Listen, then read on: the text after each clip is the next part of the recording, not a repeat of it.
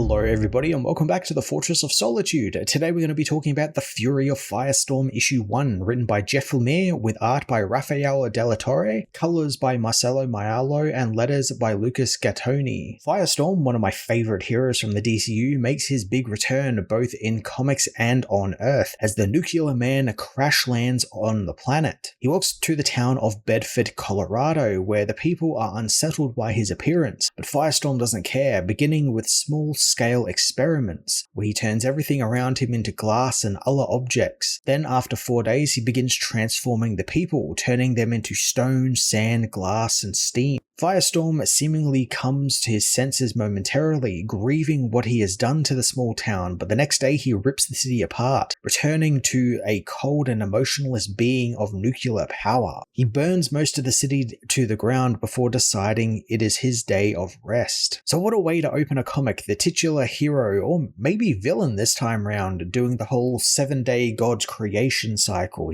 He's trying out his powers, he's experimenting, it seems like he's a little discombobulated and doesn't know exactly what he is. Lemire sets out what he's doing with this book pretty simply across these pages. We have a Firestorm who is confused, very clearly, he's crash land to Earth again, and he doesn't know what he is and is trying to figure that out with his powers, but he's also overcome with something that kind of makes him cold and emotionless, very much unlike what Ronnie Raymond actually is. This puts him in a unique position of actually kind of being a villain this time round, which is quite cool. And I kind of like that that's where they're going with this, where, is this even Ronnie Raymond or Martin Stein? Is this something new? Is this like an anomaly that has sprung out of the Omega tournament and something happened when Superman put everything back the right way? Maybe something went wrong. Who knows, but that's the big mystery that Jeff Lemire is going to be exploring in this book, and it's a pretty damn good one. A day later in Pittsburgh,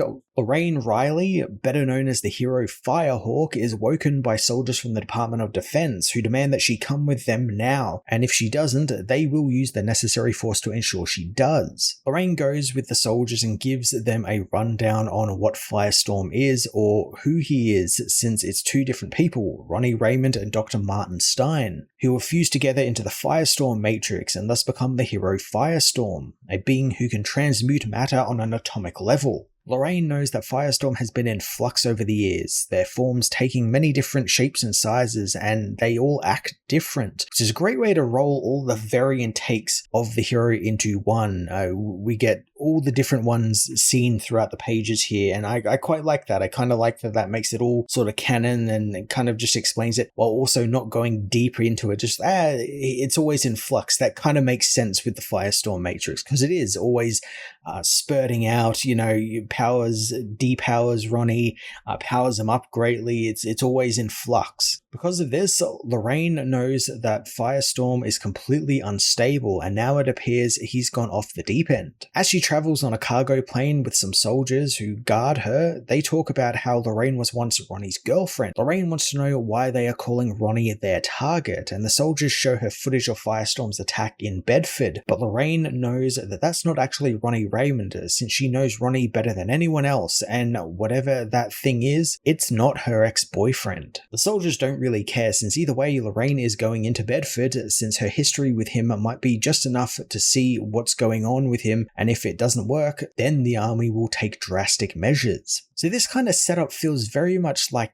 Annihilation, the Alex Garland film, and the film that's based on the 2014 novel of the same name, where, a group of people are sent into a strange cornered off zone where very weird and unexplainable things are beginning to happen, and they've kind of got to figure out what's going on, and there's that familial connection between two of the people in the team, plus people who are already in there, so you can kind of see what Jeff Lemire is doing. He's going to be sending Lorraine, who's kind of our POV character through most of this, into basically a cosmic horror. And we even got glimpses of that with Firestorm, turning people into glass. He's like fusing people together into weird John Carpenter, The Thing creations, stuff I really like in comics. I really like when comics start getting cosmic horror and weird body horror stuff. So I'm looking forward to seeing if we get to see more of that. I'm also really clicking with the idea of Firestorm being a villain of this book. It's actually kind of meshes really nicely with some of the other All-In Initiative books and kind of gives us a great smattering of like hero, villain, and anti-hero stuff between, the Batwoman book, the Deathstroke book, Lobo book, this, and some of the other stuff that's also coming out. So I like that there's a broad range of books. It's not just focusing on the heroes or the villains. It's a bit of everything for everyone. Rain arrives at the military's forward camp, learning from the general that they have not contacted Firestorm just yet, but have set up a perimeter around the town. But Firestorm is still just sitting at the park bench like he has been for the last 14 hours. Lorraine takes note of some pretty high-tech armors the soldiers are outfitting themselves with, learning that they emit a tachyon aura that makes them immune to Firestorm's matter-changing powers. At least theoretically, that is. They offer Lorraine one of the suits, but she powers up into her Firehawk form instead, wanting to get on with the mission. 30 minutes later, Firehawk and two soldiers head into Bedford, talking about how Martin Stein is no longer part of the Firestorm Matrix since he and Ronnie had a falling out, and since then, Ronnie has been the sole Firestorm user, which may explain this since it might have gotten out of control and it had been too much for him to handle. The team reached the town center, finding people have been turned to stone, glass, and fire, something Firehawk knows Ronnie would never do. So I was kind of hoping we would get to see more of the city that Firestorm was kind of rampaging through and kind of the experiments that he has been doing. Earlier on, soldiers were comparing it to like John Carpenter films, which had me really hyped that we'd see some really gross shit. But really, it's just people turn to like pillars of stone and glass. It's kind of like just very surface level stuff. I'm not saying that obviously that can definitely change. We could be getting to see a bit more of that sort of stuff a little later on, but they're being very coy with that sort of stuff up front, which kind of bums me out because I kind of want like weird, gross, homunculi monsters that he's created attacking the soldiers and stuff like that. But I'm intrigued to see what exactly is going on here. The team do indeed find Firestorm in the park, and Firehawk tries to talk with Ronnie, but he rises into the air, seemingly recognizing Lorraine. Firestorm's movement causes the trigger-happy soldiers to raise their guns in anticipation to fire on him, but with a wave of his wrist, Firestorm turns one of the soldiers into water, killing him instantly. Firehawk knows that this is definitely not Ronnie Raymond, and if it's not, then where has he gone? The book then makes a really cool shift into a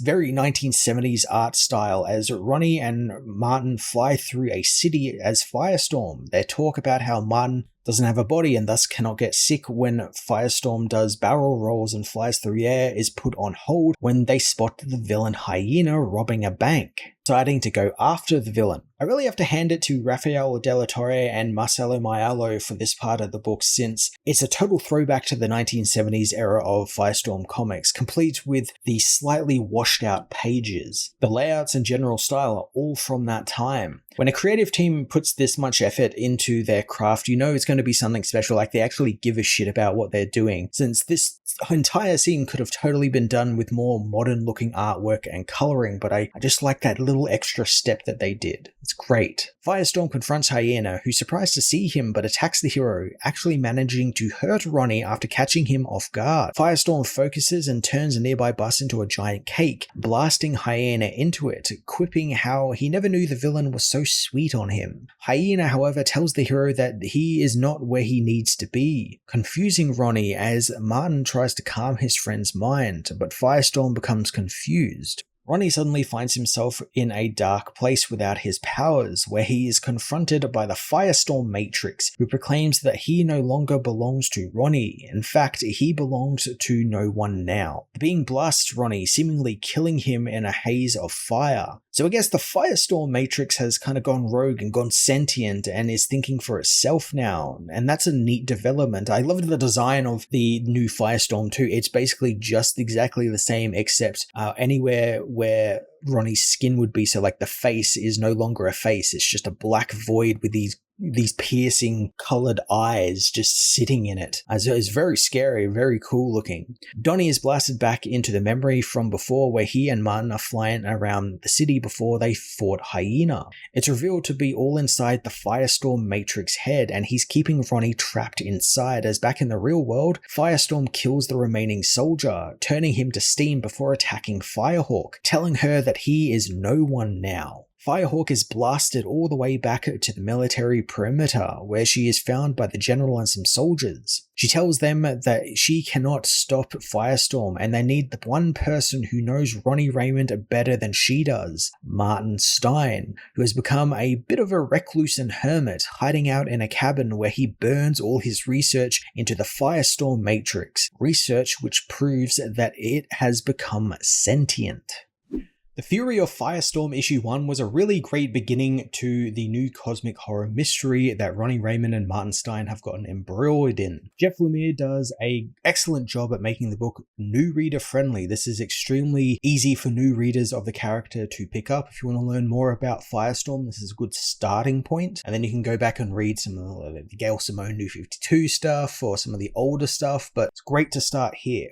I do really wish it leaned a little bit more into the cosmic horror side of things. A lot of it was said but never shown, which I guess they're building up to, but I just kind of really wanted to see a little bit more gross cosmic horror stuff throughout the book. I'm really looking forward to Firestorm being used as a villain. I think that's quite interesting, especially because it's taking that age-old idea of, taking one of the most powerful heroes of the DC universe and corrupting him, and how that works and what happens to the world around him and his environment when that happens. And I'm looking forward to what Jeff Lemire has in store for us. I'm going to give this issue an 8.5 out of 10.